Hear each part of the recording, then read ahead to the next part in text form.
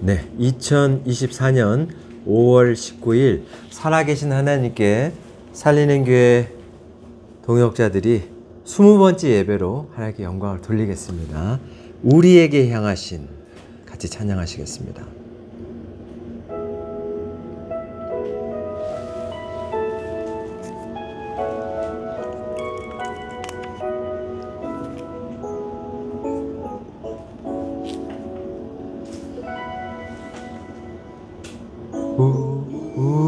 우리에게 향하신 여호와의 인자하심이 크고 크도다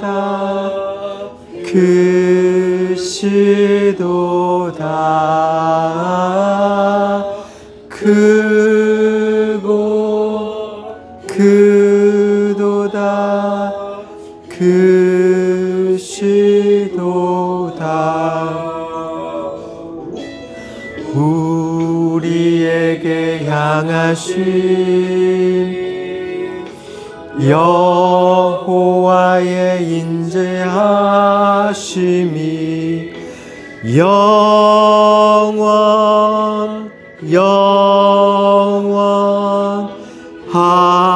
하시도다 영원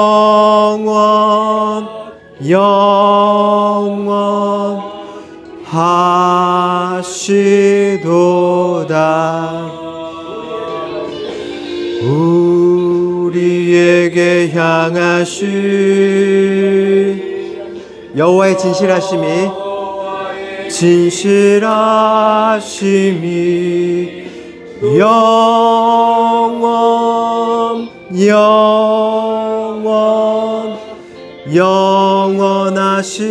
영원하시도다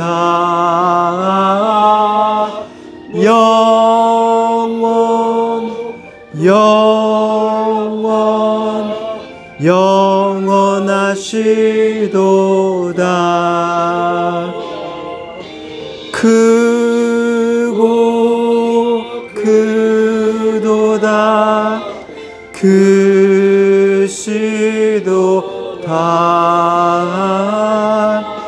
크고 크도다 크시도다 아멘. 네, 406장 부르시겠습니다.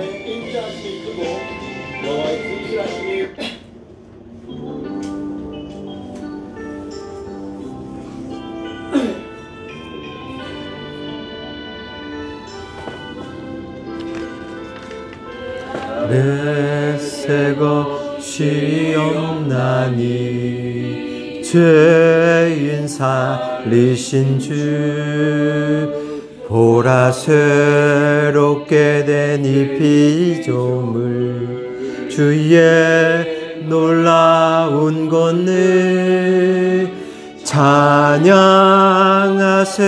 우리 주 오 주여 영광 받으소서 새롭게 하소서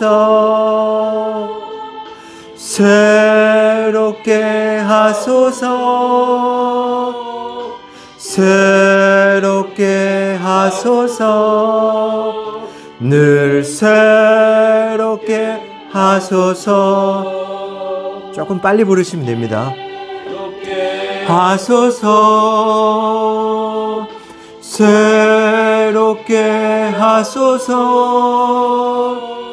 새롭게 하소서 늘 새롭게 하소서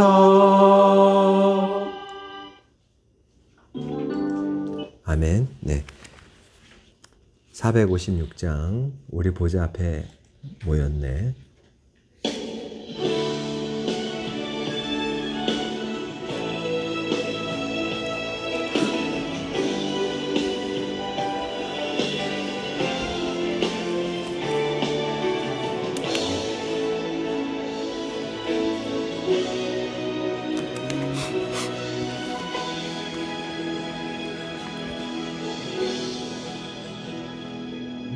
우리 보좌 앞에 모였네. 함께 주를 찬양하며 하나님의 사랑 그 아들 주셨네. 그의 피로 우린 구원받았네.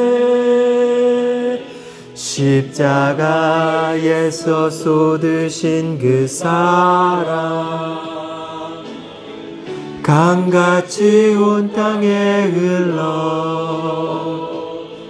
각 나라와 족속 백성 방언에서 구원받고 주 경배드리네.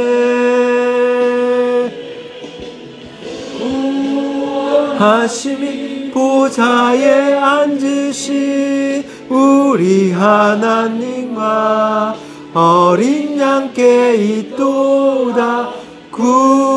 구원하심이 보좌에 앉으신 우리 하나님과 어린 양께 있도다. 앞에 모였네. 함께 주를 찬양하며 하나님의 사랑 그 아들 주셨네. 그의 피로 우린 구원받았네. 십자가에서 쏟으신 그 사랑 강같이 온 땅에 흘러 각 나라와 족속 백성 방언에서 구원받고 주 경배드리네. 구원하심이 보좌에 앉으신 우리 하나님과 어린 양께 있도다. 구원하심이 보좌에 앉으신 우리 하나님과 어린 양께 있도다. 구원하심이 보좌에 앉으신 우리 하나님과 어린 양께 있도다. 구원하심이 보좌에 앉으신 우리 하나님과 어린 양께 있도다. 구원하심이 보좌에 앉으신 우리 하나님과 어린 양께 있도다. 구원하심이 보좌에 앉으신 우리 하나님과 어린 양께 있도다.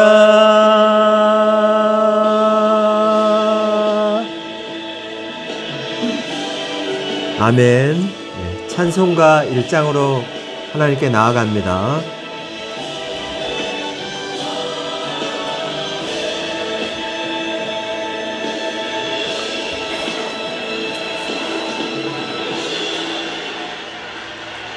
아멘.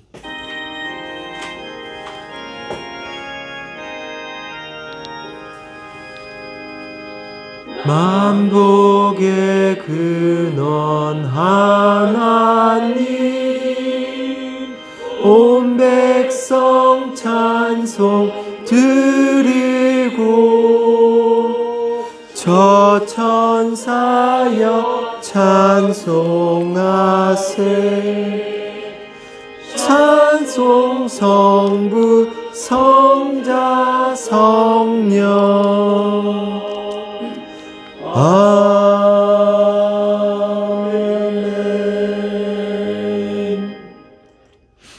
교동문 135번입니다.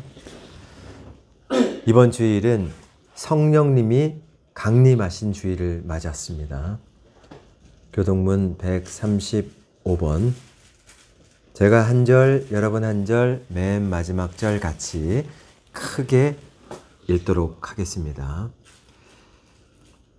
그의 위에 여호와의 영, 곧 지혜와 총명의 영이요 모략과 재능의 영이요 지식과 여호와를 경외하는 영이 강림하시리니 오직 하나님이 성령으로 이것을 우리에게 보이셨으니 성령은 모든 것 곧 하나님의 깊은 것까지도 통달하시느니라. 내가 아버지께 구하겠으니 그가 또 다른 보혜사를 너희에게 주사 영원토록 너희와 함께 있게 하리니 그는 진리의 영이라. 보혜사 곧 아버지께서 내 이름으로 보내실 성령 그가 너희에게 모든 것을 가르치고 내가 너희에게 말한 모든 것을 생각나게 하리라. 오직 성령이 너희에게 임하시면 너희가 권능을 받고 예루살렘과 온 유대와 사마리아와 땅끝까지 이르러 내 증인이 되리라 하시니라. 아멘. 예, 우리의 고백 찬송가 302장으로 하나님께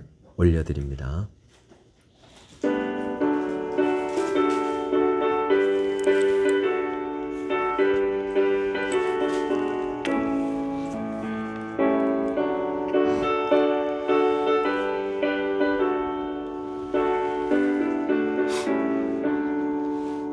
내 주 하나님 넓고 큰 은혜는 저 큰 바다보다 깊다.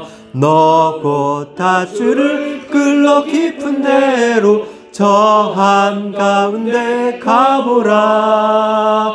언덕을 떠나서 창파에 배 띄워 내 주 예수 은혜의 바다로 내 맘껏 저어가라. 왜 너 인생은 언제나 거기서 저 큰 바다 물결 보고 모르는 깊은 바다 속을 한번 헤아려 안 보나. 언덕을 떠나서 창파에 배 띄워 내 주 예수 은혜의 바다로 내 맘껏 저어가라.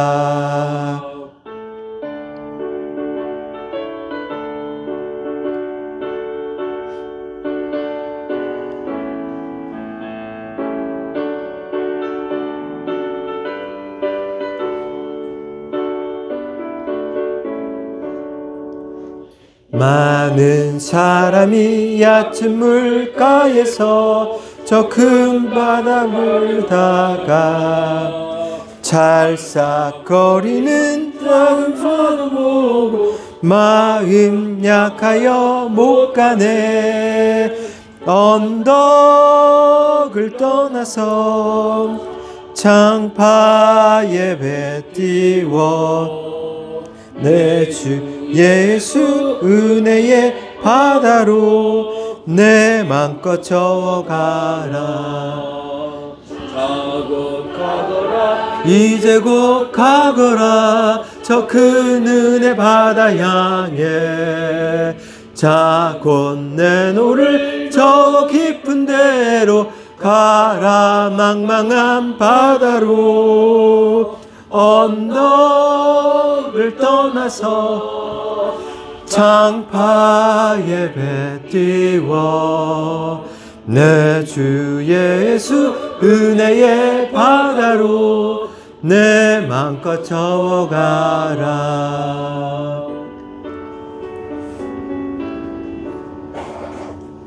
아멘. 네. 지금 시간은 저희가 일주일 동안 지었던 죄들을 하나님 앞에 낱낱이 고하는 시간을 갖도록 하겠습니다. 다 같이 기도하시겠습니다. 살아계신 하나님, 저희 동역자들을 또 불러주시고 또 인터넷 속에서도 살아갈 소망이 없는 자들에게 이 예배를 노출하게 하시고 보게 하시고 그들에게 소망을 넣어주시는 하나님께 감사합니다. 살아계신 하나님, 언제나 각박한 세상, 절망과 좌절뿐인 세상 속에서 정말 사방이 막혀 있는 곳에서 하나님은 위로부터 오는 소망을 넣어서 우리를 살려주고 계십니다. 아버지의 소망이 들어와 우리가 이 좌절된 세상 속에서 나아갈 힘을 얻습니다. 하나님이 말씀하신 소망은 실질적이고 실존적이어서 또한 그것을 이뤄가는 과정을 하나님의 영인 성령을 우리 안에 주셔서 하나님 주신 소망을 이뤄가고 계십니다. 주님 아버지, 이 세상 아무것도 쳐다보지 않고 정말 하나님께 영광 돌릴 존재로 태어난 그리스도인들이요, 하나님 앞에 최선의 예배자가 되어 자신의 삶에서 하나님의 영광을 드러내는 자들 다 될 수 있도록 하나님 오늘도 주시는 소망을 통하여 힘을 내고 능력을 발휘하고 주변에 있는 자들을 살리고, 개인적으로 소망이 들어온 자들은 민족에게 그 소망에 불을 붙여야 하는 불쏘시개가 되어야 된다는 것을 깨닫고 나가는 모두가 되게 축복해 주시옵소서. 하나님 아버지, 소망 없이 비전 없이 살아갈 수 없는 인간들이기에 하나님 주시는 그 비전, 살아갈 소망을 주시는 하나님께 저희들 은혜를 간구합니다. 저희를 꼭 붙들어 주시고 이 각박한 세상에서 우리에게 피할 길을 허락해 주시옵소서. 또한 주님 아버지요, 우리 살리는 교회 모든 동역자들과 살리는 교회 모든 동역자들의 사업장과 직장과 또 우리를 후원하고 있는 그들의 사업장과 직장들을, 가정들을 돌아봐 주시고, 또 몸이 아픈 자들, 또 오늘 생일을 맞이한 자, 정말 기쁨을 나누는 모든 자들에게 살아계신 하나님께서 은혜 가운데 참 평안을 허락해 주시기를 원하옵나이다.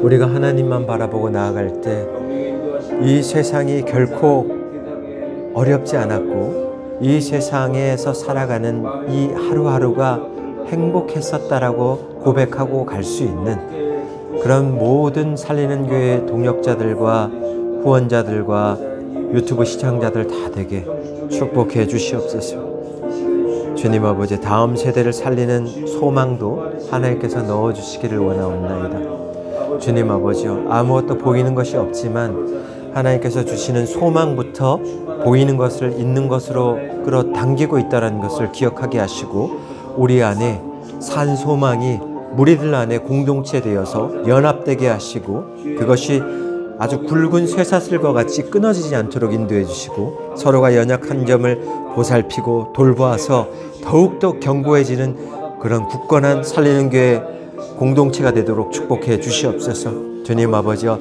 하나님의 놀라운 리더십이 살리는 교회를 이끌어 가실 줄 믿고 예수 그리스도의 이름으로 기도드렸사옵나이다. 아멘. 만일 우리가 죄가 없다고 말하면 스스로 속이고 또 진리가 우리 속에 있지 아니할 것이요, 만일 우리가 우리 죄를 자백하면 그는 미쁘시고 의로우사 우리 죄를 사하시며 우리를 모든 불의에서 깨끗하게 하실 것이요, 만일 우리가 범죄하지 아니하였다 하면 하나님을 거짓말하는 이로 만드는 것이니 또한 그의 말씀이 우리 속에 있지 아니하니라. 아멘. 찬송가 190장 부르시고 우리를 대표해서 장신의 집사님께서 기도해 주시겠습니다.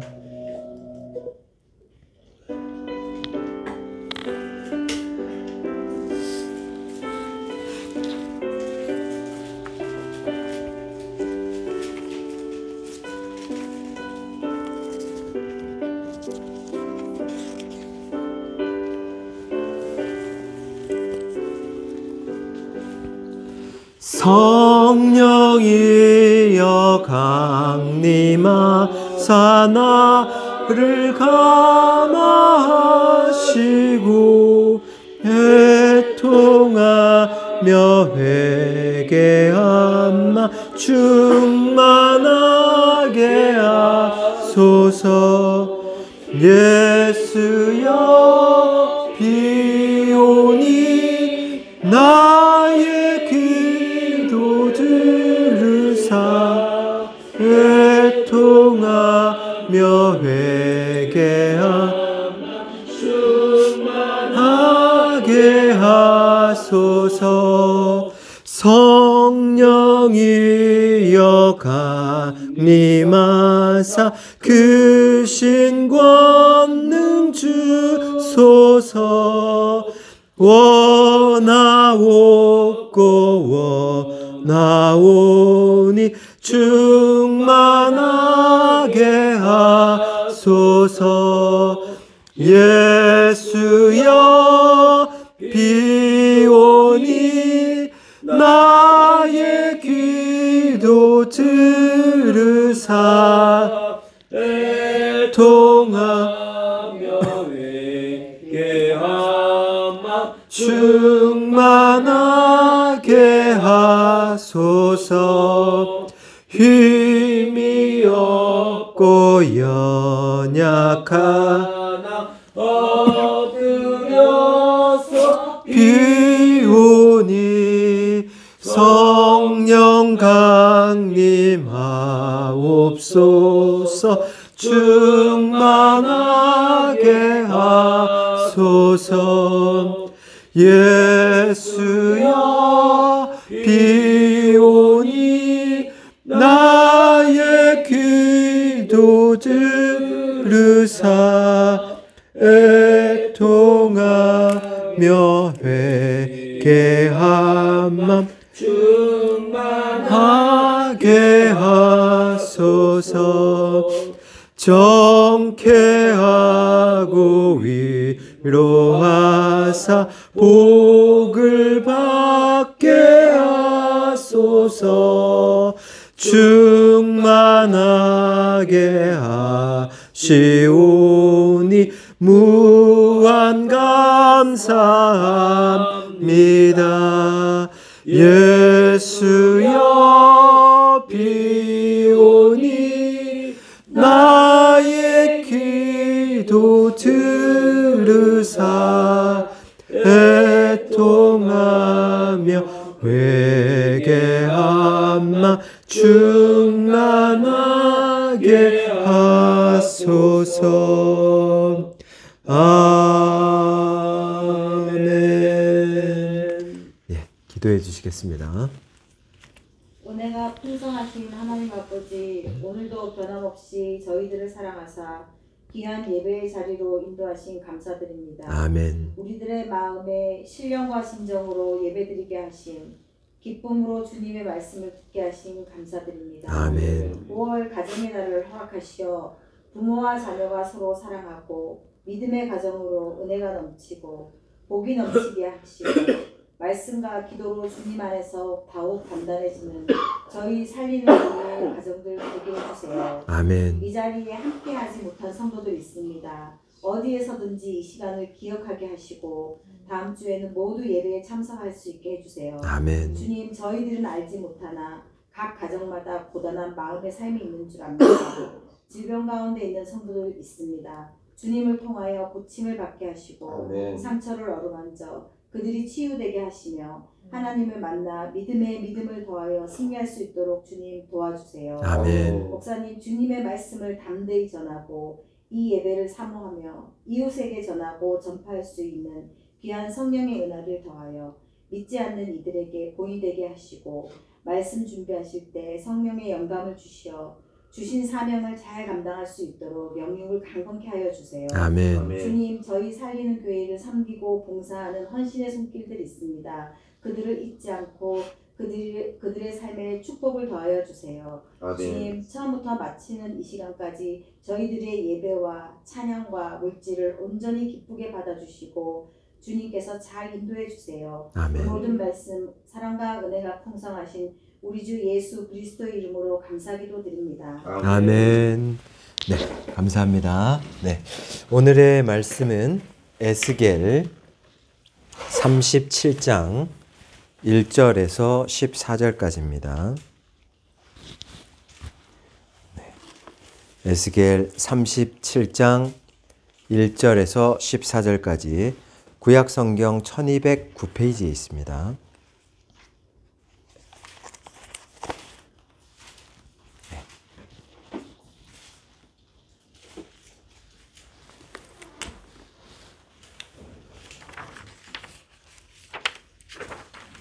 네, 다 찾으신 줄 알고 저기 김동훈 집사님 좀 찾아주십시오. 에스겔서 37장 맞아요. 찾으셨네. 37장 1절에서 14절까지인데요. 제가 한 절, 여러분 한 절, 맨 마지막 절 같이 읽도록 하겠습니다. 여호와께서 권능으로 내게 임재하시고 그의 영으로 나를 데리고 가서 골짜기 가운데 두셨는데 거기 뼈가 가득하더라. 나를 그 뼈 사방으로 지나가게 하시기로 본즉 그 골짜기 지면에 뼈가 심이 많고 아주 말랐더라. 그가 내게 이르시되 인자야 이 뼈들이 능히 살 수 있겠느냐 하시기로 내가 대답하되 주 여호와여 주께서 아시나이다.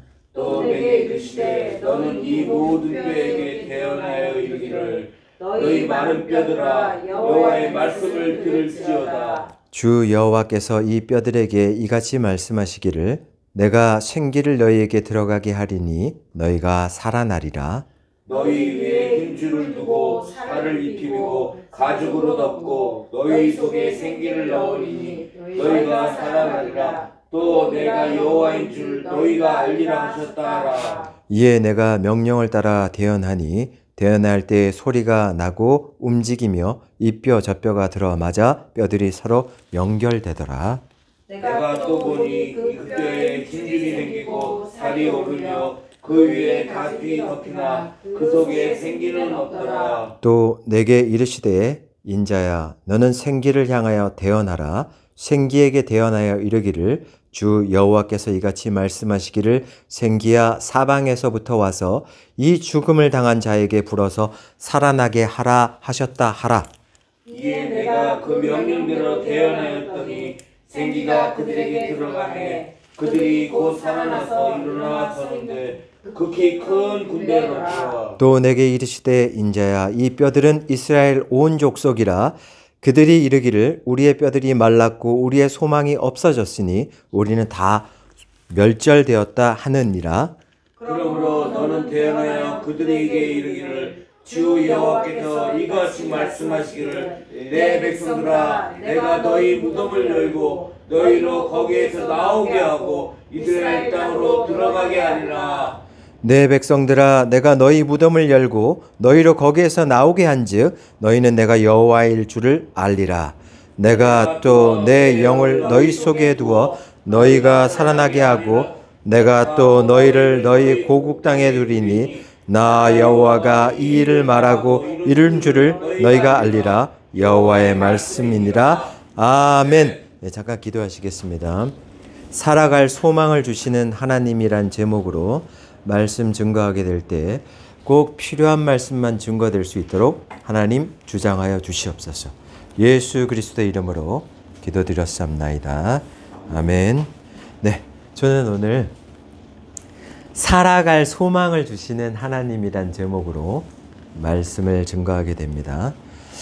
오늘 본문에서 보면 개인에게 정말 자기의 꿈과 소망과 어떤 희망조차도 다 완전히 소멸돼 버린 한 개인에게도 살아갈 소망을 주셨던 하나님이 등장하고요.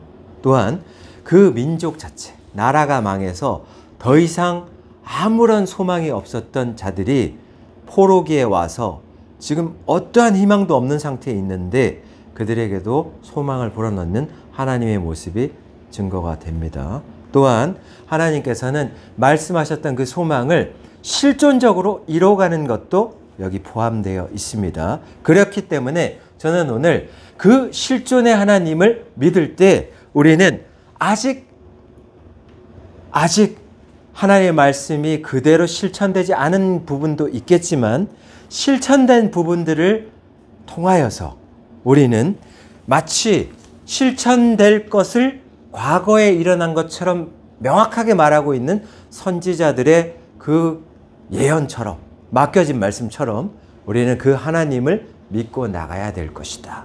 이제 그 말씀을 드리겠습니다. 그러면 저는 오늘 정말 답답할 정도로 개인의 산 소망이 완전 끊어졌었던 에스겔을 잠깐 조명하고, 그리고 완전히 이스라엘 민족이 나라가 망한 다음에 어느 정도로 소망이 추락했는지를 말씀드리고 그 두 부류에게 하나님이 소망을 집어넣는 과정을 설명드리겠습니다.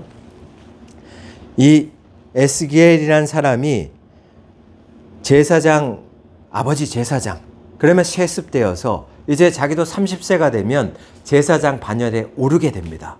20세 때부터 성전을 잘락달락거리면서 제사 드리는 것은 이렇게 진행하는 거지 하고 아주 많이 갈고 닦고 있는 상황입니다. 그런데 그 당시에 아주 국제 정세가 상당히 격변하고 있었다라는 거 말씀드렸지 않습니까? 아수르 제국이 아주 위태위태한 상황에 놓여 있었습니다. 그러니까 그 아수르 제국의 주전 627년에 아수르 제국의 대군주였던 아슈르바니팔이라는 사람이 마지막으로 이 사람이 죽음을 맞이합니다. 그러면서 이 사람의 리더십이 없다 보니까 그 큰 아수르 제국의 동쪽에서도 쳐들어와 북쪽에서도 쳐들어와, 그리고 바벨론도 아수르 제국의 예수도인 아수르를 점령해와, 이집트는 독립해 이미 이제 죽기 전에 이집트는 이미 독립해 있고, 이런 국제 정세 속에서 이 아수르 자체가 막 격변하고 있습니다. 그러면 아수르가 통치하던 것이 만약에 다른 어떤 바벨론 이런 세력이 들어온다면 그 세력은 또 한 번 아수르 제국의 통치권을 다 그 세력들을 자기가 접수를 하고 아수르 제국이 식민지였던 그런 곳을 다시 한번 자기네들이 가서 우리가 주인이야 라는 것을 얘기하게 될 겁니다.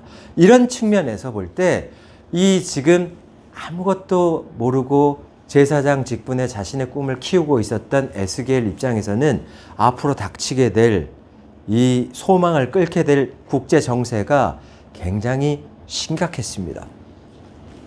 그런데 하나님은 이 모든 것을 계획하고 계셨습니다. 그러면 하나님이 모든 역사가 흘러가는 걸 보면 하나님이 죽어있던 역사에도 소망을 집어넣는 것도 하나님이고, 부흥시키는 것도 하나님이고, 쇠퇴시키는 것도 하나님입니다. 그러면 왜 이스라엘 민족이 이때 쇠퇴하느냐? 그것은 엄청난 우상 숭배로 말미암아 하나님이 하지 말라는 걸 계속 하고 있는, 고집 부리고 있는 그런 하나님의 백성들 때문에 하나님은 국제 정세를 들어서 이제는 이스라엘을 심판할 겁니다. 그렇기 때문에 오늘 심판하는 입장에서 한 개인의 에스겔이라는 청년의 꿈이 꺾입니다. 이 사람이 20세 때, 이 사람 632년, 주전 632년에 태어났죠. 그렇게 해서 20세 됐을 때 꿈을 막 키우는 상황이었는데 갑자기 25세 때, 그게 주전 597년입니다. 그때 여호야긴 왕과 함께 이 사람은 바벨론으로 포로로 잡혀가게 됩니다. 25에 잡혀갔죠. 자기 개인적인 꿈은 사실 아버지의 제사장을 이렇게 이어받아서 그 제사장직을 그대로 유지하고 싶었습니다. 그 얼마나 열심히 노력했는지 모릅니다. 근데 주전 597년에 바벨론에 잡혀가서는, 그러고 나서는 이 사람은 이 잡혀진 가운데 내가 왜 여기 끌려왔는지에 대한 계속 물음. 하나님은 왜 우리나라를 바벨론에게 지게 했을까? 아직도 우리를 우리의 하나님이 되어주시는 것인가? 뭐 이런 문제가 되게 질문을 많이 했는데, 근데 이 개인에게 하나님이 전혀 역사해 주지 않습니다. 5년 동안. 그렇기 때문에 에스겔은 이 5년 안에 자기의 자아의식이 완전히 무너져 내리는 그런 걸 경험하게 됩니다. 그러니까 자신의 나라가 존속해 있었는데 그 나라가 언제 무너집니까? 주전 586년에 바벨론에 의해서 이제 완전히 무너지죠. 이게 에스겔이 잡혀올 때는 어떤 상황이었냐면 이집트가 바벨론과 함께 싸움을 한번 했는데 무승부였습니다. 그러니까 이제 그 느부갓네살 왕이 아버지 느보의 군대 장관으로 해서 갈그미스 전투에 임했고, 그리고 이제 거기서 대승을 한번 거뒀어요. 그러고 난데 그 여파로 이집트까지 확 들어갔습니다. 접경까지 들어갔습니다. 그런데 그때 느보가 자기 아버지가 죽었다라는 그 통보를 받고 급히 귀환합니다. 그래서 이집트를 점령을 못했는데, 그러고 난 다음에 추스리고 진짜 이제 군주가 돼서 느부갓네살 왕이 신바벨론의 대왕으로 다시 한번 출격해서 원정을 들어옵니다. 근데 그때 왜 원정을 들어오게 되냐면, 일단 주전 601년에 그 이집트에 있었던 느고 왕과 이 바벨론의 느부갓네살 왕과 이제 격변 한번 딱 대치를 했는데 여기서 무승부가 난 겁니다. 그때 약소 국가였던 가나안에 있었던, 지금으로 말하면 시리아, 레바논, 뭐 이스라엘 이런 약소 국가들이 전체가 이거는 이집트가 이길 수 있다는 증조다 하면서 바벨론을 배신하고 이집트 쪽으로 붙습니다. 그러다 보니까 바벨론 입장에서 그 소식을 전해 듣자마자 도저히 용서할 수 없다 하고 이제 먼 싸움을 하기 위해서 이제 바벨론이 진짜 군주라는 걸 똑똑히 알아야 된다라고 해서 가나안을 점령하기 위해서 쳐들어온 겁니다. 그게 주전 597년입니다. 그때 와서 뭘 했냐? 유다의 전체 요소를 한순간에 다 초토화시키고 예루살렘 성전만 딱 남아있는 상태. 그 상태로 간당간당할 때 여호와긴이라는 왕을 인질로 끌어가면서 에스겔이 잡혀갔단 말입니다. 그때 잡혀갔어요. 그 다음에 그 전에 누가 다 잡혀갔냐면 다니엘과 세 친구는 언제 잡혀갔습니까? 그거는 605년. 주전 605년 갈그미스 전투 이후로 이 느부갓네살 왕이 아버지 돌아가셨다는 얘기를 듣고 돌아가는 도중에 가나안을 들러서 이스라엘에 있었던 사람들을 우리가 왕이야, 이걸 딱 인식시키고 충성해. 가나안 족속들 모든 지역들에게 뭐 다메섹, 두로 뭐 이런 데들 딱 그렇게 딱 확정을 받고 포로로 끌어갔단 말입니다. 그래서 1차적으로 다니엘과 세 친구가 끌려갔고, 두 번째 끌려가는 게 에스겔. 지금 끌려가는 겁니다. 그러니까 끌려가면서 이 에스겔은 그래도 주전 597년에 끌려갔기 때문에 그래도 나라는 남아 있었지 않습니까? 아직 예루살렘이라는 나라가 남아 있어요. 그래서 신랄같이 자기는 끌려온 상황에서 그래도 우리 나라가 남아 있기 때문에 희망을 보고 그 포로기에서도 선지자들이 활동을 한단 말입니다. 그러면서 어떻게든 나라와 이 포로기 안에 있었던 사람들도 할례나 뭐 율법 준수나 이런 예식을 지켜서 이걸 같이 동질감을 갖고 해서 어쨌든 우리나라는 희망을 갖고 살아가야 된다, 이런 생각을 하고 있었는데 이 희망조차도 깨진다. 그리고 그 바벨론이 쳐들어오기 전에 바벨론의 느부갓네살이 너무 무서워서 이집트로 도망쳤던 유다의 한 무리가 있어요. 그래서 지금 유다 직속은 세 부류인데 유다에 남아있는 아무것도 할 수 없는 나약한 존재들, 리더십이 완전 부재한 그냥 평범한 사람들만 남겨놓고는 웬만한 기술자, 능력자, 뭐 귀족, 뛰어난 사람은 바벨론을 싹 잡아갔단 말입니다. 그렇게 잡아갔어요. 그리고 좀 약간 유능한 사람도 이집트로 도망쳤습니다. 그래서 세 부류가 있는 겁니다. 이 세 부류가 있는 상황에서 이 사람들이 지금 절망인 거예요. 지금 그 상황에서 오늘 그 에스겔이 환상을 보게 되는데, 이 환상을 보기 전에 에스겔에게 하나님이 이제 소망이 들어가게 하기 위해서 이 마른 뼈 환상을 보여주는 거란 말입니다. 그러면 하나님은 에스겔 한 사람에게 왜 소망을 집어넣느냐? 여기서부터가 출발입니다. 하나님이 개인에게 소망을 집어넣느냐? 이 개인의 소망이 도대체 민족 자체에 어떤 불쏘시개 역할을 하게 되느냐? 이게 이제 중요하기 때문에 저는 에스겔 얘기를 잠깐 한 겁니다. 에스겔은 그 바벨론 포로로 잡혀왔을 때도 5년 동안 하나님 방치해서 자기가 뭘 할 수 있다라는 그런 상황이 절대 아니고, 뭘 어떻게 노력을 한다 하더라도 이 바벨론에서 자기가 마주하는 건 절대 절망, 아주 깊은 좌절, 어떠한 소망도 없습니다. 근데 그게 에스겔뿐만이 아니라 전체 민족이 다 그와 똑같은 상황입니다. 그런 상황에 있었습니다.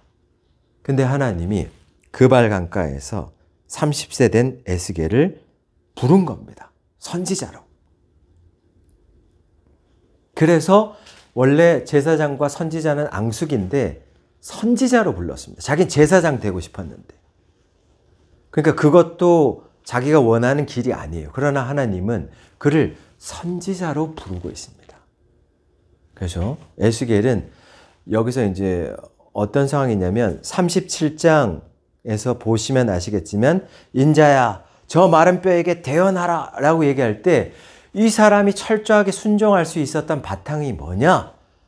그것은 이 사람이 끌려와서 5년 동안 완전히 방치하면서 자기가 진짜 철저한 고통과 좌절 가운데 어떠한 희망도 못 봤는데, 여기서 하나님이 부르시게 되면서부터 이제 철저한 순종을 할 수 있게 되는 단계로 훈련받는 과정이거든요. 이 훈련 과정을 1장부터 36장까지 쫙 진행하고 난 여호와께서 37장에 와서는 이 환상을 보여주시면서 이제 하나님이 대언하라라고 하시는 겁니다. 어느 날 에스겔이 서 있었던 곳에서 여호와께서 강한 권능으로, 여호와의 힘이 에스겔에게 임하였습니다. 어떻게 임했습니까? 그의 영으로 임했습니다. 오늘 성령 강림 주일인데요.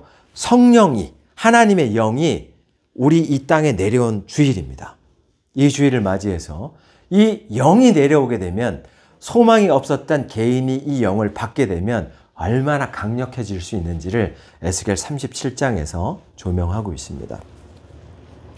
지금 1절에 보면 하나님의 영이 그 에스겔에게 강력하게 임하면서 그를 순간 데리고 갔는데, 환상을 어느 환상에 골짜기로 데려갔습니다. 골짜기 가운데 두셨다 그랬는데, 골짜기 가운데 휴식을 취하게 뒀다라는 뜻입니다. 두셨다라는 게 휴식을 취한다는 뜻입니다. 에스겔을 성령께서 한순간에 데리고 이동해서 환상이 보여지는데, 어떤 뼈가 아주 많이 묻혀있는, 그때 당시에 사람들은 죽으면 골짜기에 버립니다. 가족들 묘를 그냥 매장해 버립니다. 그러면 얼마나 수많은 뼈들이 묻혀있는 골짜기입니까? 뼈가 공기와 접하게 되니까 하얘지면서 그냥 마르고 마를 대로 말라버린, 말라 비틀어져 있는, 어떠한 생기도 전혀 추측 이렇게 끌어낼 수 없는 그런 정도의 뼈들이 이 사방팔방에 다 있단 말입니다. 그 이제 2절에서 이 에스겔이 이렇게 주변을 쑥 둘러보는 장면입니다. 둘러봤더니 뼈가 사방이 다 뼈야. 근데 그 뼈를 자기가 이제 지나가면서 자세히 본단 말입니다. 보는 가운데 골짜기의 얼굴이라고 해당되는 골짜기에, 이렇게 자기 앞에 있는 골짜기를 탁 봤는데, 봤더니 뼈가 심하게 많아요. 근데 다 말라 비틀어져 있는 겁니다. 그때 소리를 듣게 됩니다. 그러면 이 말라 비틀어져 있다는 게 뭔 뜻이냐? 그 11절입니다. 11절. 이 11절인데요. 그 말라 비틀어져 있다는 것은 또 내가 내게 이르시되 인자야 이 뼈들은 이스라엘 온 족속이라. 그들이 이르기를 우리의 뼈들이 말랐고 우리의 소망이 없어졌으니 우리는 다 멸절되었다 하느니라. 지금 에스겔은 어디에 있습니까? 바벨론 포로. 지금 포로로 잡혀와 있는 시기입니다. 포로로 잡혀온 지 얼마 만에 지금 이 얘기를 하는 겁니까? 포로로 잡혀와서 이 사람이 소명을 받은 게 주전 592년인데 소명을 받고 이 뼈 환상을 말하는 것이 약 7년에서 9년 사이입니다. 선지자로 바벨론 포로기에서 선지자로 활동한 지 7년에서 9년 사이. 정확하게는 제가 잘 모르겠습니다. 그런데 그 사이 안에 지금 하나님께서는 이 소망이 전혀 없었던 에스겔에게 이제 소망을 넣는 작업을 한다. 그리고 이 민족들이 지금 포로로 잡혀와 있는 민족들은 비유로 환상에서 보듯이 11절에 보면 우리의 뼈들이 말랐다. 우리의 소망이 없어졌다. 우리가 다 멸절되었다. 지금 그 얘기를 하고 있습니다. 에스겔이 소명을 받고 주전 592년에서 5년 지나고 난 다음 나라 망했습니다. 주전 586년 나라 망했어요. 망하고 난 다음에 몇 년 뒤에 이 예언, 이 환상을 보고 에스겔이 자신의 민족들에게 말해주는 겁니다. 그러면 오늘 정말 나라가 망했을 때 그 절망감은 말로 표현할 수가 없습니다. 뭐 갖고 있었던 거, 누릴 수 있었던 거 그냥 다 멸절돼 버렸습니다. 온데간데 없이 사라져버린 아무것도 없는 깊은 절망 가운데 그냥 깜깜한 심해 같은 아무것도 안 보이는 상황입니다. 에스겔도 마찬가지고 이 이스라엘 민족도 마찬가지인 말입니다. 그래서 11절에 보면 이스라엘 온 족속이 이 뼈들이라 얘기할 때 온 족속은 뭘 말합니까? 북이스라엘과 남유다 온 족속. 너희는 한 집안이었다는 얘기입니다. 족속이라는 것이 무엇인지 한 집안이었다는 뜻입니다. 그러니까 너희는 한 집안이었는데 너희가 나뉘었지 않느냐. 그것은 그러니까 BC 1050년에 초대왕이었던 사울 왕이 등장. 40년 통치, 다윗 40년 통치, 솔로몬 40년 통치. 그러나 솔로몬이 우상숭배가 너무나 많이 우상숭배를 하다 보니까 하나님께서는 심판. 그래서 르호보암 그 아들 시대에 그 나라가 두 쪽으로 갈린단 말입니다. 그게 언제입니까? BC 930년이란 말입니다. 그 930년에 북이스라엘 여로보암이 10지파를 끌고 나가면서 북이스라엘이 되고 남유다와 베냐민 지파가 남유다가 되지 않습니까? 그렇게 해서 두 나라가 존속되는데 북이스라엘이 얼마나 견딥니까? 약 208년 견디다 무너진단 말입니다. 아수르 제국에 BC 722년에 무너지죠. 그리고 남유다 제국은 얼마나 존속합니까? 344년 갑니다. 344년 이후에 남유다도 무너져요. 누구에게 무너집니까? 신바벨론. 느부갓네살 왕에 의해 무너지는 겁니다. 그렇죠? 그러니까 이렇게 무너지고 난 다음에 이제 희망이 없는 상태입니다. 에스겔 입장에서는. 그러니까 나라가 망한 지 이제 예루살렘도 무너졌대. 이 얘기를 바벨론 포로기에 들었는데 하나 가지고 있었던 희망도 무너진 상황이기 때문에 전체가 다 울면서 이제 우린 산 소망이 다 끊어졌다. 살아갈 희망이 없다고 얘기하는 그 상황이거든요. 현대인들도 살아갈 희망이 없다라고 지금 얘기하시는 분들, 이 시청자들 중에서도 있을 수 있습니다. 우리 살리는 교회 동역자들 중에서도 정말 살아갈 희망이 없다라고 고백하고 있는 사람이 있을 수도 있겠습니다. 그러나 그 살아갈 소망은 누가 주는 겁니까? 하나님이 준다. 하나님이 이 척박한 마른 뼈처럼 완전 말라 비틀어 있는 소망이 그런 상황에 있다는 것을 환상으로 보여주는데 3절에서 하나님이 그 환상을 보고 있는 에스겔에게 말하는 겁니다. 인자야, 사람의 아들아, 나 창조주와 사람의 아들아, 대변되는 유한한 존재의 사람의 아들아 하면서 말해주는 겁니다. 이 뼈들이 능히 살 수 있겠느냐? 이 뼈들이 소망을 가질 수 있겠느냐? 너네 민족이 지금 포로 생활하면서 네가 볼 때 산 송장이지 않느냐? 이 뼈들 보듯이 말라 비틀어져 있지 않느냐? 그런데 저들에게 산 소망이 들어갈 수 있겠느냐? 지금 그렇게 물어보는 거거든요. 현대인들아, 살아갈 소망이 없는 자들아, 하나님 소망을 줄 건데 살아날 수 있다고 생각하느냐? 지금 그 얘기거든요. 지금 이렇게 와닿는 거거든요. 그럴 때 에스겔이 확신을 하지 못합니다. 뭐라 대답합니까? 3절에 보면 그가 내게 이르시되 인자야 이 뼈들이 능히 살 수 있겠느냐 하시기로 내가 대답하되 에스겔이 대답합니다. 주 여호와여 주께서 아시나이다. 그럼 여기서 주께서 아시나이다라는 뜻은 뭡니까? 사실은 자기가 갖고 있었던 소망은 어떻게든 우리가 나라와 합쳐져서 포로기에서 탈출해서 나라와 합쳐졌을 때 아니면 나라가 우리를 구원해 주든지 외부로부터 그런 소망이 있었는데 끊어졌다. 몇 년 전에. 그런 상황인데 하나님이 저 산 송장인 너희 동료들 지금 보이지? 아침에 눈 뜨면 아무런 의지 없이 그냥 살다가 이렇게 죽으나 저렇게 죽으나 뭐 아무것도 미련이 없어 하는 사람들 집단이 모여 있는 곳이거든요, 지금. 근데 그들이 지성인이란 말입니다. 한때는. 그러나 지성에 뭔 필요가 있습니까? 나라 잃었는데. 그리고 이 사람들은 지금 자존감이 내려갈 대로 내려가 있어요. 왜 내려가 있습니까? 아, 우리 민족이 지었던 죄들을 우리가 잡혀옴으로 말미암아 죄값을 치르고 있구나. 우리가 죄값을 치르는 담당, 그냥 어떤 제사 제물이구나. 이렇게 생각하고 있기 때문에 우리는 철저하게 그냥 이 고난을 받아야 되는 상태다. 이렇게 생각하고 있기 때문에 어떠한 의지도 안 들어오는 상황이란 말입니다. 그러면 현대인들이요. 이렇게 살아갈 희망이 없는 그런 입장에 완전 절망에 쌓여있는 개인, 에스겔. 그에게 하나님은 지금 불을 붙인단 말입니다. 이제 불을 붙이는 작업을 하는 겁니다.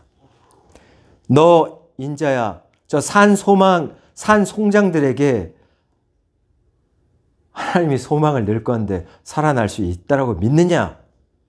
글쎄요. 이런 대답입니다. 주께서만 아십니다. 그것은 글쎄요.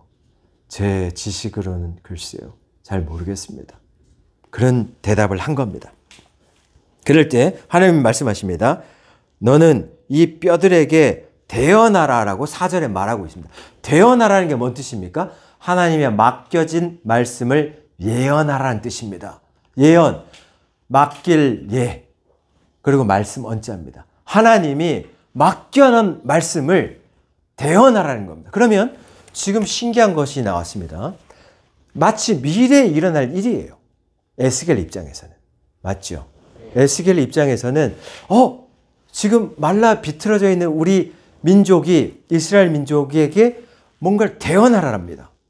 환상 중에 보이는 그 마른 뼈들이 우리 이스라엘 민족을 바벨론에 잡혀있는 이스라엘 민족을 대변하고 있기 때문에 저들에게 대언하라. 이 뼈들에게 말할 때 그건 살아나는 건 미래의 일이에요. 그러나 오늘 뭐라 말합니까? 예언한 맡겨진 말씀을 지금 선포하라고 말하고 있습니다. 그것은 뭐냐? 선지자들은 옛날에도 그랬는데 에스겔 전에도 어떤 선지자들 보면 하나님 말씀은 맡겨진 말씀을 그대로 앞으로 하나님이 역사를 이렇게 주관해 갈 것이다. 그런 걸 미리 보여줘요. 선지자들에게. 그게 맡겨진 말씀입니다. 그리고 실제로 실존적으로 그게 행해집니다. 그 말씀들이. 몇 년이 지나면. 그렇기 때문에 선지자는 에스겔도 그런 말을 하겠지만 미래에 일어날 일이지만 명확한 과거에 일어난 것처럼 선포하는 겁니다. 우리가 과거에 하나님이 나를 이렇게 도왔지. 24년 4월 30일 날 하나님이 우리 살리는 교회를 이렇게 도왔지 라는 게 있다라면 우린 그걸 알아요. 그 하나님이 앞으로도 이렇게 이끌어간대 하면 우린 미래의 일도 과거에서 명확하게 도왔던 그 날짜를 기억하고 있는 그 사람들에게는 소망이 들어가는 겁니다. 그렇듯이 하나님이 지금 오늘 에스겔에게 선포하라는 겁니다. 넌 맡겨진 말씀을 선포하라. 난 이 민족을 그냥 산송장처럼 두지 않고 이제 여기에 희망을 넣을 건데 어떤 희망을 넣는다 말합니까? 여기에 보시면 지금 한 나라 한 백성이 되도록 하겠다 이런 말이 나오거든요. 그게 몇 절인가요? 한번 쭉 보시면 여호와께서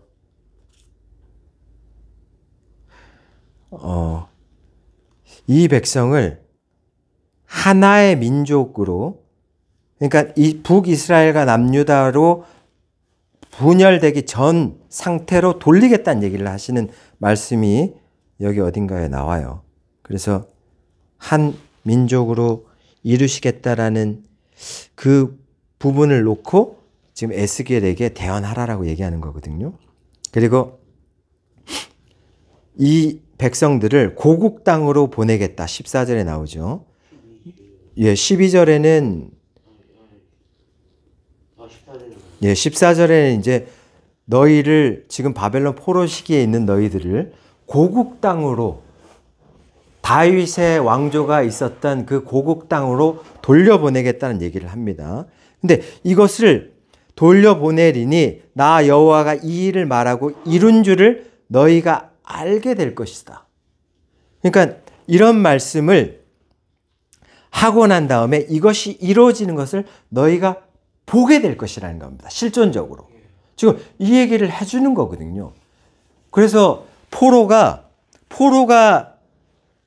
상황에서 에스겔에게 대언하라고 했고 그 에스겔이 이제 여호와의 영을 힘입어서 대언을 하는 장면이 7절에 나옵니다. 이에 내가 명령을 따라 대언을 하니 대언할 때 소리가 나고 움직이며 이 뼈 저 뼈가 들어맞아 뼈들이 서로 연결된다.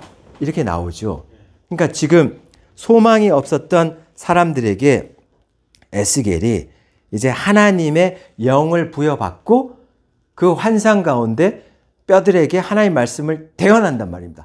살아나라! 라고 이제 첫 번째 대언 장면입니다. 그러면 에스겔에게 소망이 들어가면 어떤 현상이 일어나냐면 이 바벨론의 산 송장같이 살아가는 산 소망이 없었던 사람들 중에 어떤 고민이 있었냐면 나라가 망했을 때 예루살렘 성전도 무너지고 이런 상황 속에서도 우리 중에서도 아직도 여호와와 소통하고 있는 선지자가 있다고?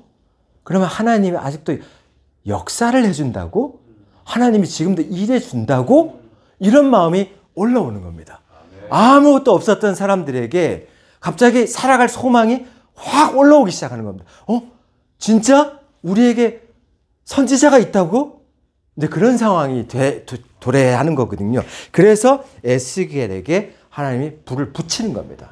근데 하나님의 강권적인 영이 완전히 압도적으로 에스겔을 잡고 난 다음에 인자야 대언하라. 근데 대언 아무나 못합니다. 왜냐하면 그 절대절망을 어떻게 뚫고 대언할 수 있겠어요. 근데 그 대언할 수 있는 힘은 여호와의 영이 임해하기 때문에 대언할 수 있는 희망이 돋아서 대언해 준 겁니다. 그렇기 때문에 우리 중에서라도 지금 살리는 교회가 볼 때 개척교회가 앞으로 성공할 확률은 2%라고 합니다. 지금 시대에. 그런데 어떻게 보면 우리 교회는 희망이 없다. 이렇게 생각할 수 있을지도 모르겠지만 어떠한 한 사람이 여호와의 영을 가득 받은 사람이 아니 그렇지가 않다고.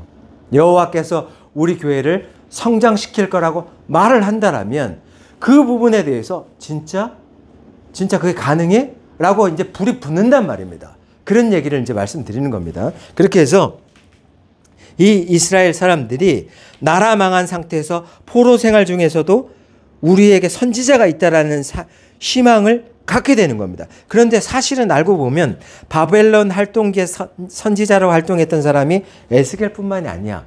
다니엘도 있었어요. 강력한 다니엘이 있었습니다. 근데 그 사람들은 지금 포로 생활하면서 나라도 망했다는 그 절망이 앞을 탁 막고 있기 때문에 아무것도 안 보이는 거였습니다.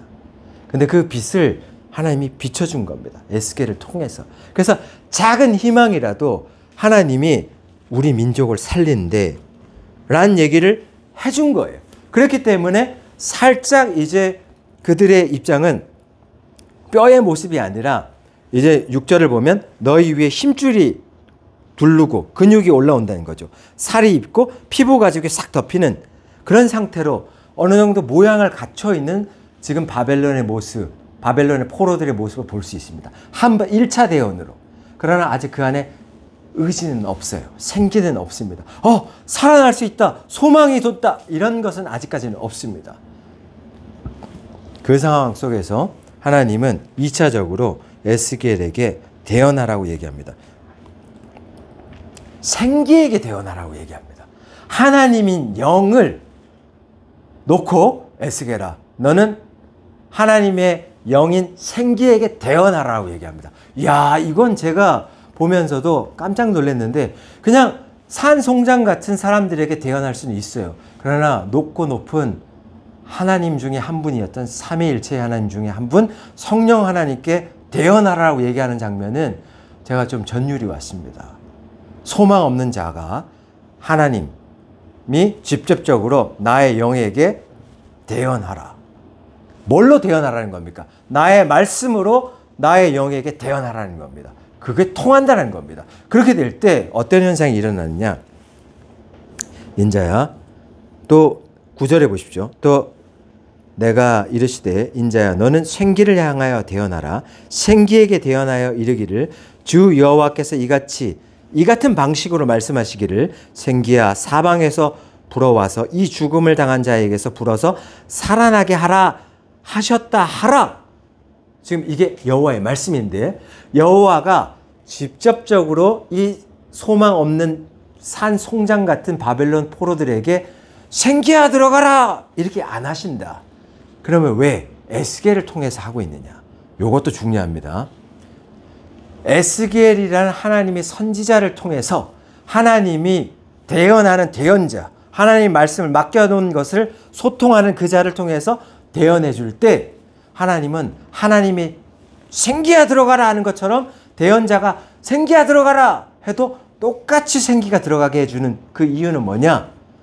그 대언자를 통해서 오늘날도 하나님이 권능과 하나님의 능력으로 끌어간다는 걸 보여주기 위함입니다. 그래서 진짜 하나님과 소통하면서 하나님의 말씀을 그대로 증거하는 그 자들이 오늘도 산소망 없는 현대인들에게 생기야 들어가라 라고 얘기하지 않습니까? 그럼 그 사람들에게 살아갈 소망이 그대로 들어가는 줄 믿습니다.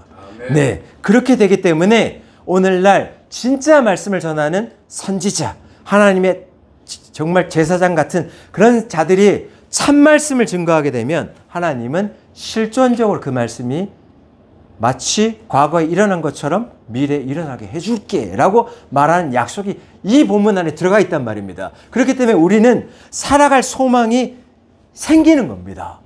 여기서. 그래서 10절에 보면 에스겔이 하나님의 말씀을 대언하는 겁니다. 이에 에스겔인 내가 그 명령대로 대언하였더니 생기가 그들에게 들어가매 그들이 곧 살아나서 일어나 서는데 그게 큰 군대가 됐다라고 얘기하고 있습니다. 그러니까 지금 바벨론의 송장 같은 저 사람들에게 마른 뼈 환상을 보면서 하나님 하라는 대로 예언을 그냥 맡겨진 말씀을 그대로 대언해 줬어요. 한 사람이, 소망을 가졌던 한 사람이. 그러면 소망을 갖기 전에 그 사람은 어떤 상황이냐? 철저하게 내 모든 자아의식과 내 꿈은 다 파괴된 상황. 근데 그 사람을 하나님이 부르고 거기서 부른 상태에서 철저하게 순종이 일어나는 상태로 하나님 앞에 불림 받았더니 그 사람에게 소망을 팍 넣으면서 하나님이 대언하라 라고 얘기하는 장면입니다. 그러니까 정말로 정말 깨끗하게 하나님과 소통하면서 하나님의 뜻을 그대로 유지하기를 원하고 우리가 예배소서에도 나오지만 우리의 정체성은 하나님께 영광 돌리기 위한 예배자로 우리는 이 땅에 온 거거든요. 그러면 그 예배자로 깨끗하게 하나님께 영광 돌리기 위해서 오늘 이 시대를 살아가는 현대인들이요. 정말 하나님 앞에 하나님 기쁘게 하기 위한 영광, 그거를 목적으로 해서 살아갈 때, 철저하게 순종하려고 할 때 그 한 사람에게 소망의 빛이 들어옵니다. 하나님이 내 영을 강하게 너에게 부어주겠다. 말세가 되면 하나님이 영을 강하게 부어준다 그러잖아요. 그래서 하나님의 이상, 하나님의 비전을 보고 하나님의 꿈을 통해서 하나님 어떻게 진행할 것이라는 걸 알려준다라니까요. 그래서 역사를 실제로 이끌어가는 건 하나님입니다. 그렇게 진행한단 말입니다. 그러면 에스겔서에서 오늘 이 사람들에게 생기가 들어가면서 마른 뼈가 살아나게 되는, 그러면서 즉시 저 산송장 같았던 바벨론 포로들에게 희망이 들어오는데, 우리가 한민족이 된대, 우리가 고국 땅으로 들어간대, 우리가 옛날에 싸우던 북이스라엘과 남유다가 아니라 원래 하나의 집안이었던 하나님 그때로 돌아간대, 그때가 온대 라고 얘기한단 말입니다. 근데 이때가 언제냐? 지금 에스겔이 말했을 때 주전 538년 정도 요 예언을 한 겁니다. 아니요. 주전 583년 정도의 요 예언을 한 겁니다. 그리고는 언제 이 예언이 실질적으로 이루어지느냐? 그거는 이제 주전 538년 예언하고 난 다음 45년 후에 고레스 칙령에 의해서 이게 실제로 예언이 성취가 되는 겁니다. 그러면 이 예언이 성취된다라는 것, 이것은 이제 뭐냐면 바벨론이 무너뜨리는 게 이제 페르시아의 고레스지 않습니까? 바사 제국의 고레스가 딱 무너뜨리고 난 다음에 이 사람이 즉시 이스라엘 민족은 고국 땅으로 돌아가도 좋다. 성전을 건축해도 좋다. 왜 그렇습니까? 고레스 왕 꿈에 하나님이 너를 세웠다. 너를 돕는다. 그래서 바벨론 정복된다. 그런 꿈을 다 꿨던 사람입니다. 그렇기 때문에 키루스 대왕이라고 역사적인 인물에서 그런 이름으로 나오지만 그 사람이 바벨론으로 싹 들어가려고 할 때 그 이중성 깨기 어렵습니다. 그런데 자진해서 문 열고 나왔습니다. 항복하면서 나온 겁니다.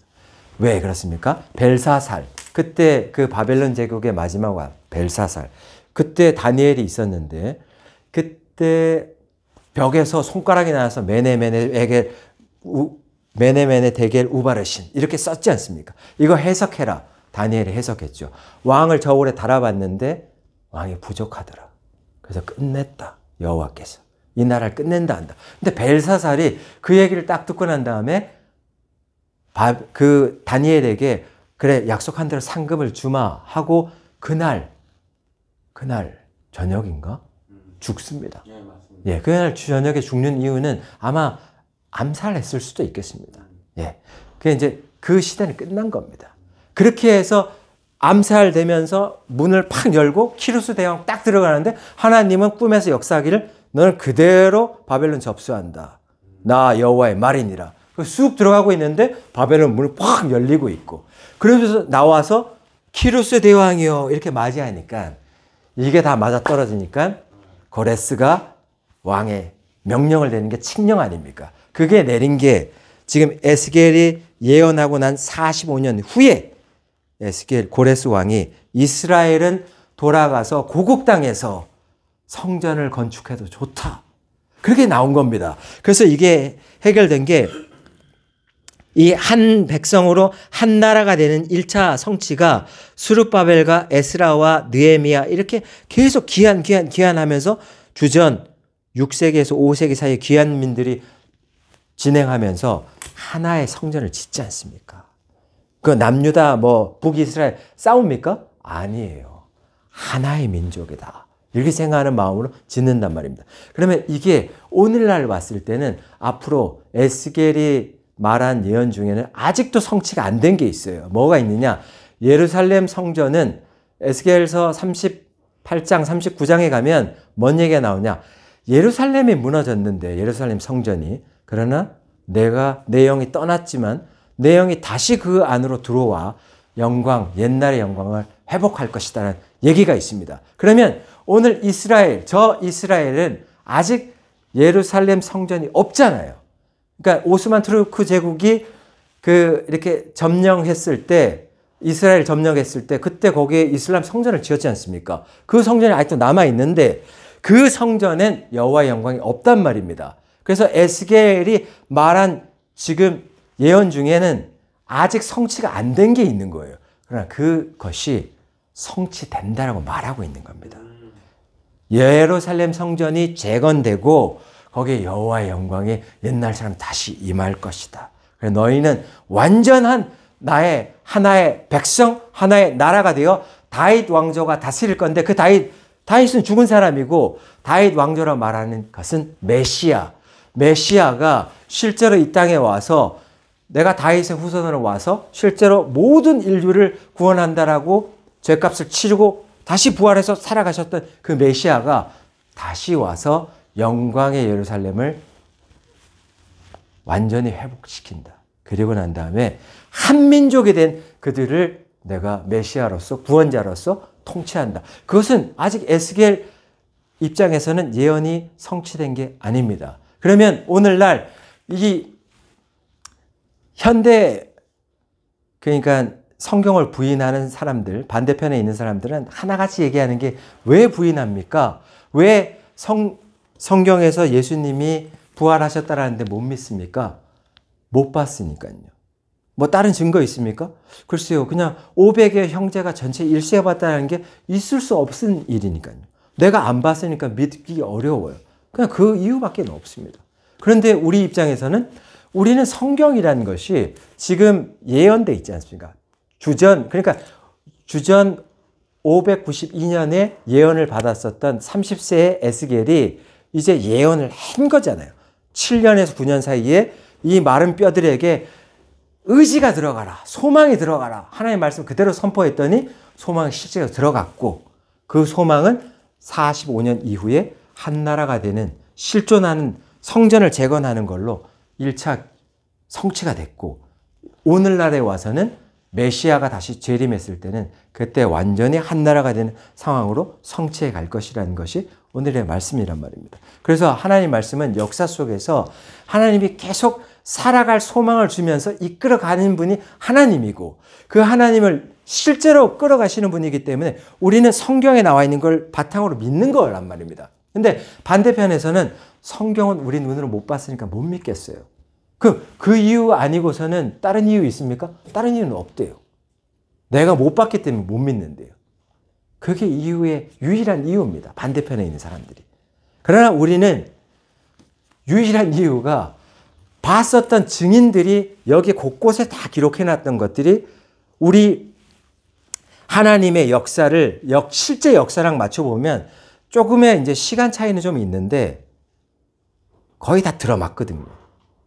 실제 역사하고 신약에서의 어떤 역사적인 신학하고 매칭을 시켜보면 조금씩 연대기는 차이가 있어요. 그거는 왜 그러냐면 하나님의 이야기로 성경을 지어놨기 때문에 이게 실제 역사하고는 완벽하게 딱딱 그 시기가 맞아 떨어지진 않지만 그렇지만 그 역사에서 일어났던 얘기들은 성경에서 그대로 성취가 되어 왔던 그 역사성은 그대로 다 일치합니다. 그래서 하나님은 오늘날에도 이 하나님의 족속들을 끌어가고 있다. 그렇기 때문에 우리는 오늘 기억해야 될 게 뭐냐? 뭐 사방에 꽉 막혀 있고 살아갈 희망이 없는 자들에게 하나님은 오늘도 내 백성을 이끌어가겠다라는 소망을 넣어준다라는 거. 근데 누구에게 그 소망을 넣어주냐면 정말 깨끗한 자, 정말 깨끗하게 하나님과 소통할 수 있는 자, 그리고 그 자가 하나님께 절대적으로 순종할 수 있는 자, 그런 고난을 많이 겪어서 내게 다 내려지고 어떠한 가운데서도 하나님의 말씀을 그대로 맡은 말씀을 그대로 시행할게요. 목에 칼이 들어오더라도 절대로 타협하지 않을게요 하는 그런 자들이 하나님의 말씀을 선포해 줄 때 그 말씀은 생기야 들어가라 하는 그 말씀에 그대로 하나님이 생기를 집어넣는다. 그렇기 때문에 하나님 말씀 무서운 겁니다. 하나님 말씀은 실존적으로 일어나는 거예요. 45년 뒤에 일어났지만 또 몇 년 뒤에 일어날지 모릅니다. 이렇게 하나님은 역사적으로 우리를 끌어가고 있는 겁니다. 그래서 살리는 교회 동역자들이요, 우린 지금 작지만 개척교회 지금 시대 2%만 성공한다라고 하지만 부흥화해서 살아남는다 하지만 우리도 살아날 수 있다. 하나님이 우리를 인도해 가신다. 더 깨끗한 모습으로 하나님의 영을 받아서 하나님 한 영혼 한 영혼을 살려내겠습니다 라고 나갈 때 작은 무리는 작은 일을 하고 큰 무리는 큰 일을 하게 된다. 그렇기 때문에 과정상 우리가 작은 무리에서 크게 계속 가는 과정 속에서 큰 스케일을 감당하는 사람들은 디테일이 떨어진다. 그러나 작은 무리들은 굉장히 디테일할 수가 있습니다. 아주 세부적으로. 그래서 작은 일과 큰 일을 동시에 해가면서 하나님께 영광 돌리는 예배자로 서시기를 바라겠습니다. 예, 기도하시겠습니다. 하나님 아버지 감사합니다. 살아갈 소망을 주신 하나님을 믿고 그 소망을 실제로 이루시는 하나님을 믿고 나가는 모든 살리는 교회 동역자들과 시청자와 유튜브 시청자와 후원자들 다 되게 축복해 주옵소서. 예수 그리스도의 이름으로 기도드렸습니다. 아멘. 예, 지금 시간은 주님 앞에 우리의 신앙을 사도신경으로 고백하는 시간을 갖도록 하겠습니다. 전능하사 천지를 만드신 하나님 아버지를 내가 믿사오며 그 외아들 우리 주 예수 그리스도를 믿사오니 이는 성령으로 잉태하사 동정녀 마리아에게 나시고 본디오 빌라도에게 고난을 받사 십자가에 못 박혀 죽으시고 장사한 지 사흘 만에 죽은 자 가운데서 다시 살아나시며 하늘에 오르사 전능하신 하나님 우편에 앉아 계시다가 저리로서 산자와 죽은 자를 심판하시리라. 성령을 믿사오며 거룩한 공예와 성도가 서로 교통하는 것과 죄를 사하여 주시는 것과 몸이 다시 사는 것과 영원히 사는 것을 믿사옵나이다. 아멘. 예, 지금 시간은 하나님께 헌금하는 시간을 갖도록 하겠습니다. 50장 1절 부르시면서 헌금하시겠습니다.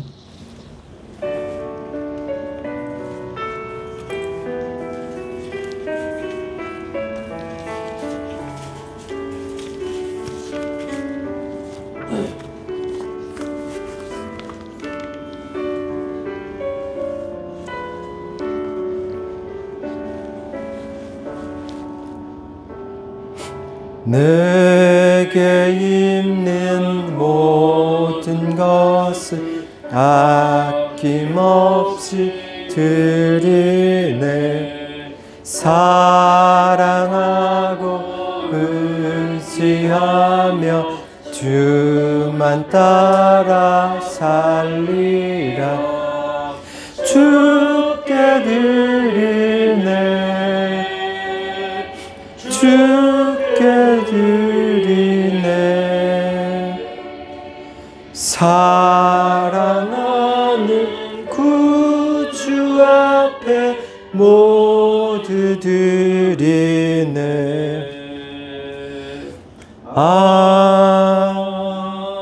아멘. 사랑하는 하나님, 언제나 역사를 이끌어 가시고 살아갈 소망을 넣어주시는 하나님께 감사를 드립니다. 저희들 앞을 내다보지를 못해서 답답한 상황 가운데 있을 때에도 우리를 매번 피난처로 인도해 주시는 하나님, 그 하나님을 믿고 결국에는 예배자로 하나님께 크신 영광을 돌리는 아름다운 보석과 같은 존재로 반짝반짝 빛나며 자기의 사명을 다 감당하다 갈 수 있도록 우리를 축복해 주시옵소서. 각자의 영역에서 하나님 앞에 하나님께 받은 은혜가 감사하다라며 예물을 가져왔습니다. 강청우 예배장로님, 김동훈 집사님, 장신혜 집사님, 이선민 집사님, 심은경 사모님, 장희덕 목사, 그리고 먼 발치에서 살리는 교회를 후원하고 있는 성교헌금들 보내왔습니다. 하나님, 이 헌금을 받으시고 이 물질이 하나님의 소망이 흘러가는 곳에 사용될 수 있도록 인도해 주시고, 이제 우리 살리는 교회도 마음이 뜨거워져서 자발적으로 살아있는 하나님께 영광 돌리고자 하는 마음으로 전도하고 이 교회에 봉사하고 살아계신 하나님을 대하듯이 주변에 있는 동역자들을 섬겨줄 수 있는 아름다운 주의 자녀들 다 되게 축복해 주시옵소서. 사랑할 수 없는 사람도 하나님이 말씀하신 대로 사랑할 수 있고 품을 수 있는 그런 용기와 담대함이 우리 안에 있기를 원하옵나이다. 예수 그리스도의 이름으로 기도드렸사옵나이다. 아멘. 아멘. 예, 찬송가 635장 부르시고 축도로 예배 마치겠습니다.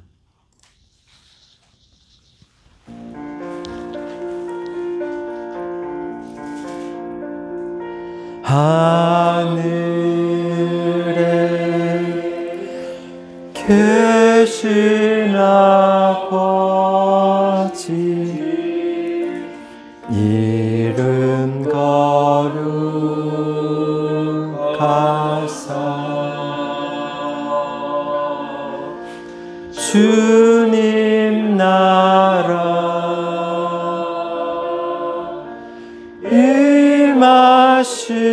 임하시고 뜻이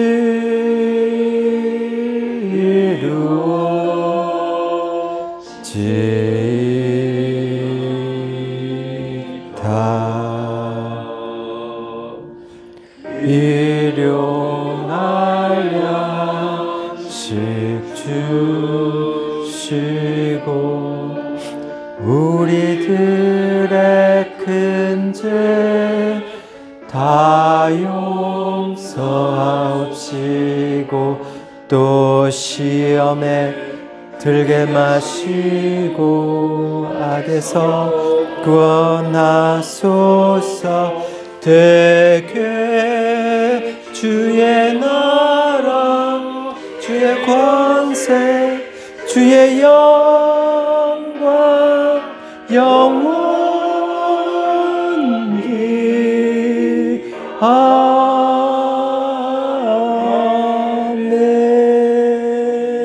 아멘. 예, 축도합니다.